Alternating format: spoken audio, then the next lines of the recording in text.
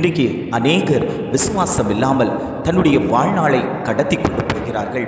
நான் ஜெபிக்கிறேன், வேதம் வாசிக்கிறேன், ஆண்டவரிடத்தில் நெருங்கி போகிறேன், ஆனாலும் என்னிடத்தில் அந்த விசுவாச குறைவு காணப்பட்டு கொண்டிருக்கிறது. நான் என்ன காரியம் செய்தாலும் அது தோல்வியாகவே தான் முடிகிறது.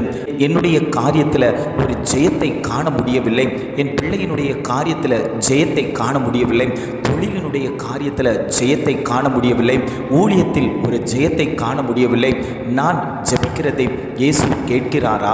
எனக்குள்ளாடி இருக்கக்கூடிய விசுவாசத்தில் குறைவுகள் காணப்படுகிறதா என்று அநேகருக்கு அநேக கேள்விகள் காணப்பட்டாலும் அவர்கள் தன்னுடைய வாழ்நாள் இப்படித்தான் இருக்கும், நான் பிறந்தது இதற்காகத்தானோ என்று சொல்லக்கூடிய அளவில் அவர்கள் தன்னுடைய இருதயத்தை அப்படியே முடக்கி வைத்து தேவனை தேடுகிறதில் விசுவாசம் உள்ளவர்களாய் காணப்படாமல் விசுவாசம் மற்றவர்களாய் காணப்பட்டு கொண்டிருக்கிறார்கள்.